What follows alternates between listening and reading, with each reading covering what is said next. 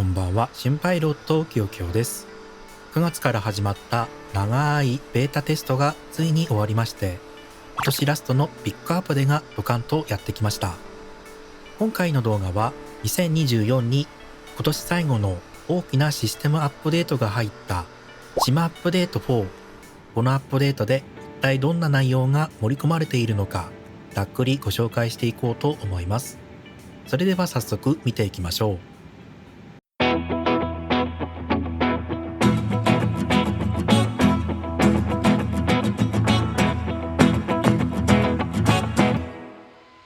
まず今回のシマアップデート4、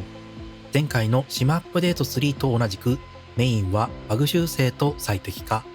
特に今回は前回のシマアップデート3で重くなったぞって声が多かったSIM全体のパフォーマンス改善が最大の目的になっています。今後ろで重い機体の代表格って言われてた A320 ネオを飛ばしてるんですが、かなり改善されたってはっきり言えるレベルです。じゃあ具体的にどれだけ効果があったのか、それについてはちょっと後で触れたいと思います。まずはシマアップデート4で新しく入ってきた目玉機能から見ていきましょう。大きく分けて2つのトピックがあります。1つ目、空の F1、レッドブルエアレース。1つ目はレッドブルエアレースです。PS5 版を買った方はゲームのローンチで入っていたのでもう知っているかもしれません。これは2003年から2019年まで開催されていた曲芸飛行パイロットによるエアレースシリーズ、レッドブルエアレースワールドシリーズを自分で体験できるモードです。最高時速370キロ、最大負荷 10G に及ぶ過酷な空中タイムトライアルの連続で空の F1 とも呼ばれてました。このレース日本に関係あるのかよと思ったそこのあなた、大ありです。このモード、世界の名だたるコースの6つがチョイスされてるんですが、この中になんと日本の千葉が入っています。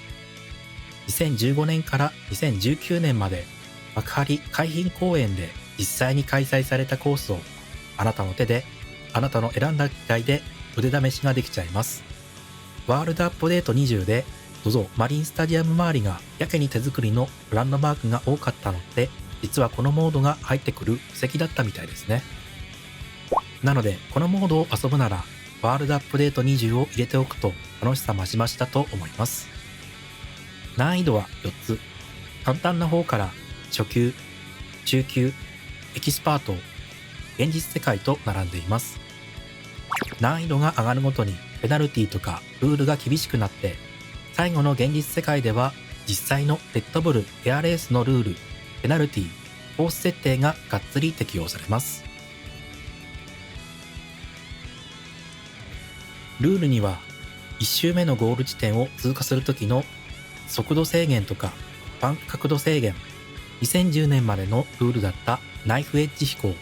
あとは 9.9G にまで制限された垂直ターンなどが含まれています。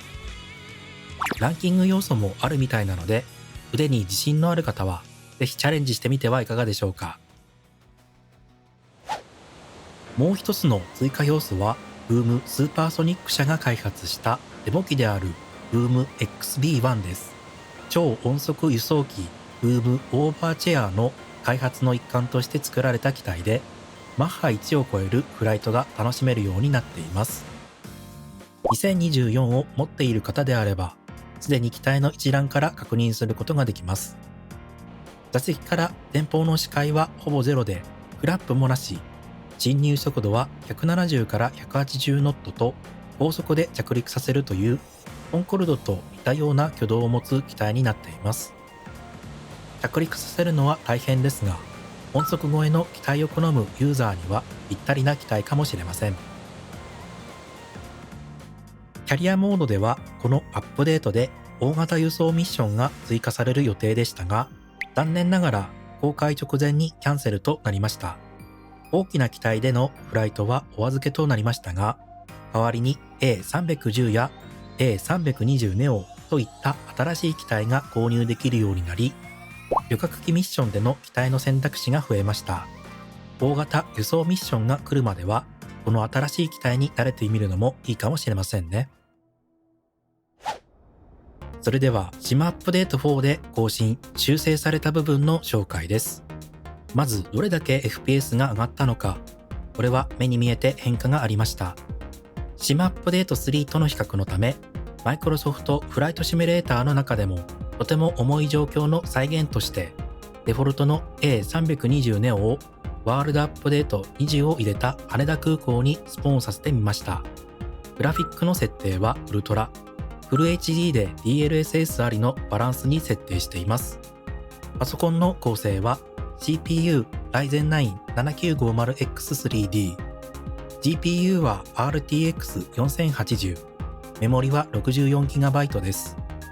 天候は Vue を選んでいます。まずは SIM アップデート3から。空港の左右を見ていますが、55fps と非常に低く、カクつきがあることも確認できます。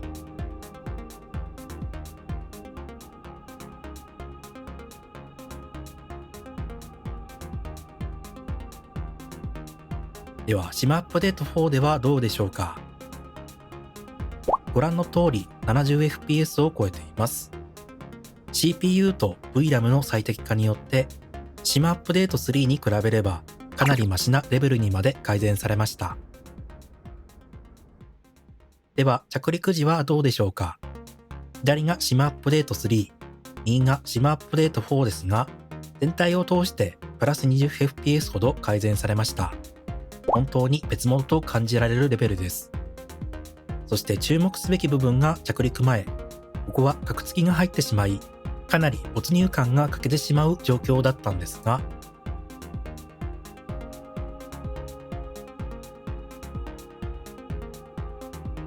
ご覧の通りブレーキを作動させるところまでスムーズな着陸が実現できるようになりました。素晴らしいですね。ちなみに海外報告によると、Xbox でも同じような効果が得られているとのことです。ただ SIM アップデート4は完全にカクつきがなくなったわけではなく、私の環境だとブレーキで止まる際に少々、そして視点を急に動かす状況でまだカクつきは続いています。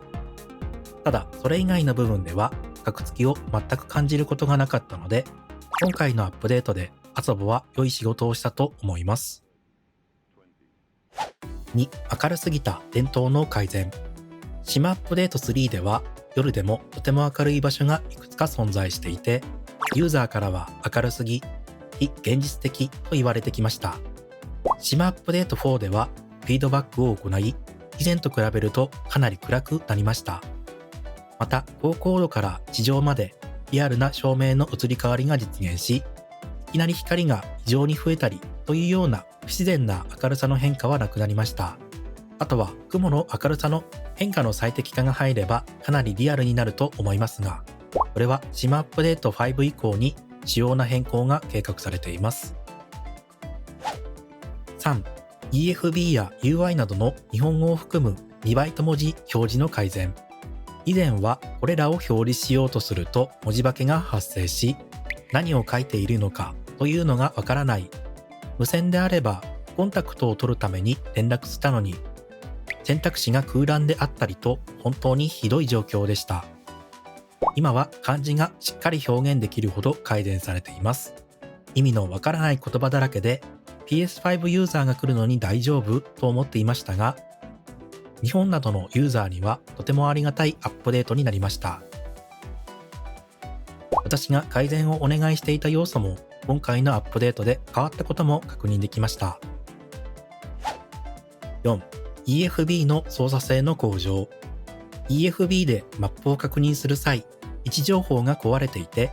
マップを確認するためにいちいち操作する必要があったり、機体に追従させるように設定しても、拡大したら外れたりと非常にストレスがたまるものとなっていましたが、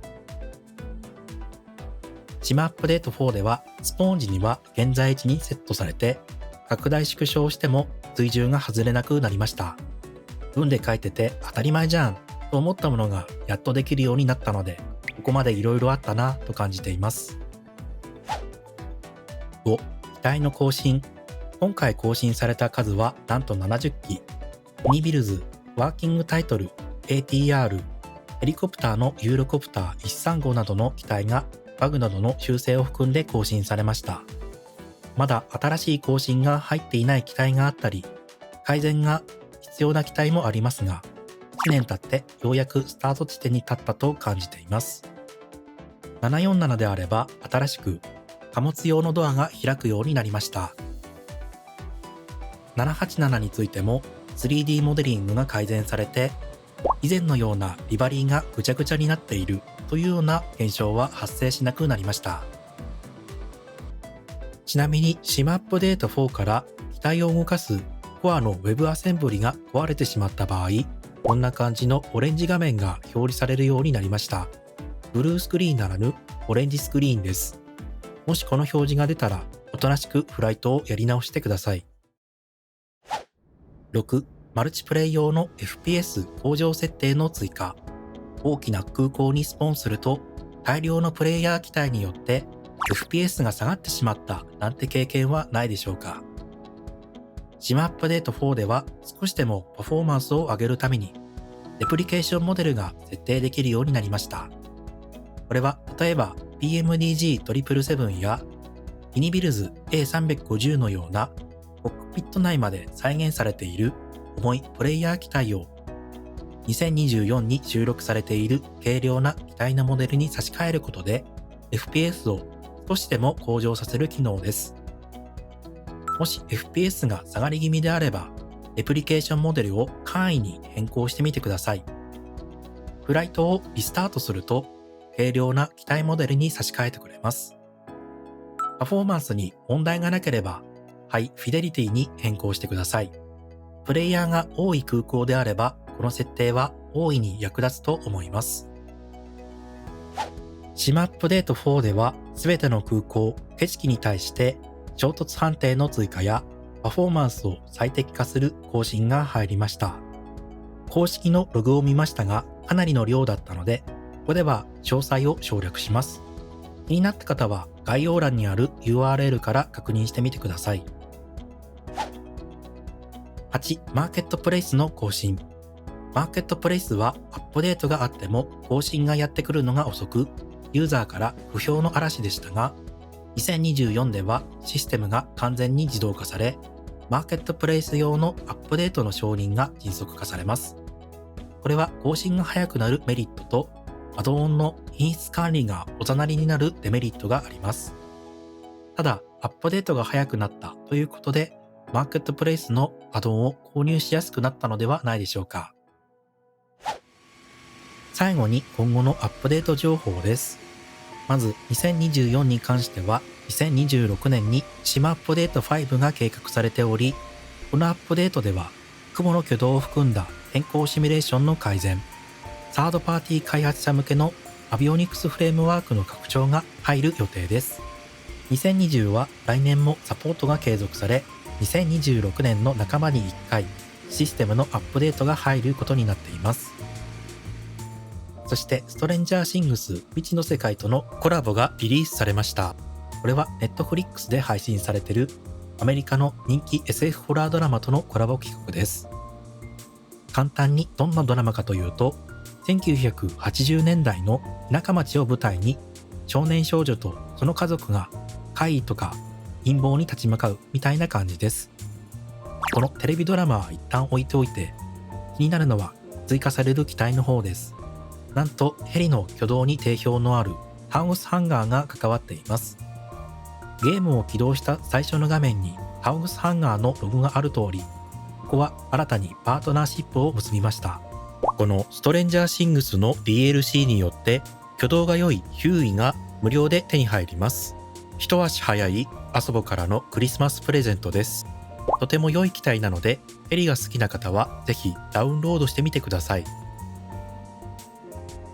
ここまで SIM アップデート4の要素をご紹介してきましたが、いかがでしたでしょうか。もう2024に入ってきても良いかという質問が SIM アップデートが来るために来ていましたが、今回のアップデートでもう入っても良いというレベルになりました。私個人としては、マイクロソフトフライトシミュレーターのランチャーソフトフロープロが正式に2024に対応したことで、使いにくいツールバーを表示する必要がなくなったこと、SIM が安定するようになり、パフォーマンスも改善されたこと、特に着陸前のカクつきにはとても悩まされてきたので、良い改善になりました。導入するための障壁は個人的になくなったと思っています。今回のアップデートで知りたかった内容はありましたか？最後までご視聴くださりありがとうございました。また次の動画でお会いしましょう。それでは、良いフライトを。